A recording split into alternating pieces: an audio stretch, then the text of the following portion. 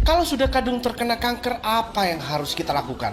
Oke, kita bahas langkah-langkah yang harus dilakukan seseorang ketika kadung terkena kanker. Baik itu kanker payudara, kanker usus, kanker hati, dan kanker-kanker yang lain. 1. Sering-seringlah berdoa dalam kondisi khusyuk dan pasrah kepada Allah Subhanahu wa Ta'ala. Kenapa bisa demikian?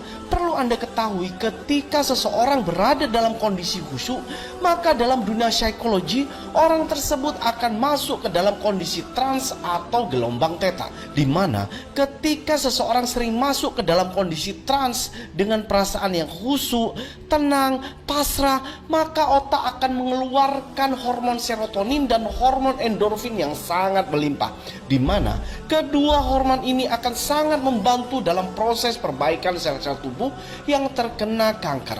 Demikian pula sebaliknya, ketika seseorang terkena kanker dan sering merasa cemas, takut, khawatir, stres, maka otak akan merespon dengan mengeluarkan hormon stres yang bernama hormon kortisol.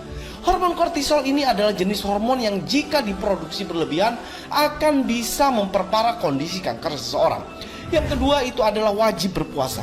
Penderita kanker wajib untuk berpuasa, baik itu puasa sunnah, puasa wajib maupun puasa intermittent fasting. Kenapa perlu puasa? Tujuannya adalah untuk mengurangi pasokan makanan yang bisa menambah jumlah racun yang masuk ke dalam tubuh. Karena semakin banyak makanan yang masuk, maka semakin besar kemungkinan racun juga akan masuk. Selain itu, dengan berpuasa maka akan meningkatkan produksi indukan hormon yang disebut dengan HGH atau Human Growth Hormone hingga lebih dari 500 kali lipat. Sekedar informasi, fungsi HGH ini salah satunya untuk meningkatkan imunitas tubuh seseorang.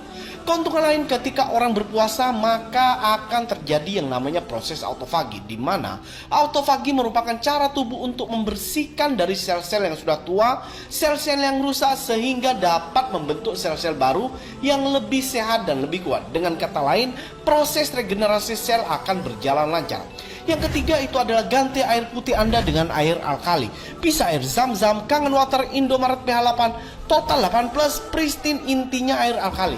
Di Indomaret atau Alfamaret ini banyak. Tujuannya apa? Tujuannya adalah untuk menaikkan pH darah Anda dari asam menjadi basa. Minum minimal 2 liter atau sekitar 8 gelas sehari. Seperti yang sudah dibahas di konten sebelumnya, menurut Dr. Keiichi Morishita dalam bukunya The Hidden Truth of Cancer, kanker dan tumor tumbuh subur di kondisi tubuh yang ber-pH asam. Dengan mengkonsumsi air alkali, maka pH darah akan berubah dari yang awalnya asam menjadi basa. Selain itu, air alkali akan melancarkan proses keluarnya kotoran melalui BAB, sehingga otomatis akan membersihkan usus dan akan memperbaiki sistem metabolisme Anda. Yang keempat itu adalah stop mengkonsumsi daging merah, gula, minyak, gorengan, makanan yang berbasis tepung seperti roti, gorengan, kue, dan lain-lain. Serta stop juga mengkonsumsi daging, mie, minuman kemasan, dan yang lain-lain. Karena apa? Karena makanan inilah yang membuat pH tubuh menjadi asam. Semakin asam tubuh manusia, maka sel kanker dan tumor akan semakin tumbuh berkembang pesat. Yang kelima itu adalah ganti semua makanan ke makanan organik. Dari beras, buah, sayur mayur, lauk pauk, semuanya diganti ke makanan organik. Beli aja di toko online macam Tokopedia, Shopee, Bukalapak. Di sana banyak pedagang yang berjualan makanan organik. Kenapa harus organik? Yang ini tidak perlu dijelasin ya, karena kita semua tahu saat ini makanan kebanyakan menggunakan pestisida yang akan memperparah kondisi seseorang yang terkena kanker. Yang keenam itu adalah lakukan proses bekam. Sekedar informasi, bekam sangat dianjurkan untuk penderita kanker karena bekam bisa mengeluarkan racun-racun baik logam berat maupun zat sampah yang tidak bisa dikeluarkan melalui BAB dan air seni. Yang ketujuh itu adalah konsumsi herbal yang banyak mengandung zat antioksidan tinggi. Karena seperti yang kita ketahui bersama, antioksidan berfungsi untuk mencegah dan memperbaiki kerusakan sel-sel di dalam tubuh, khususnya yang disebabkan oleh paparan radikal bebas. Ada beberapa tumbuhan yang mempunyai tingkat antioksidan yang tinggi, diantaranya itu adalah jamur dewa, jamur lingse, kelor, buah bit, teh hijau, habatus sauda, dan yang lain-lain. Syaratnya satu, jangan dipanaskan. Oh ya, ini adalah video kanker series ya, jadi tonton juga video sebelumnya tentang kanker ya. Mulai asal muasal penyebab kanker hingga solusi ketika menghadapi kanker.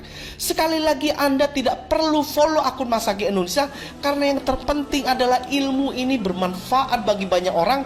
terutama orang-orang yang menderita kanker, sehingga tidak perlu lagi kemoterapi yang menyakitkan. Silahkan tag teman atau saudara kalian dan jangan lupa share sebanyak-banyaknya supaya Anda bisa menjadi jembatan penyembuhan penderita kanker, dan tentunya Anda akan panen pahala. Jadi jangan konten joget-joget aja yang di-share. Yang bermanfaat kayak gini-gini ini harus di-share sebanyak-banyaknya. Tetap semangat dan yuk lawan kemustahilan bersama Mas Sagi Indonesia.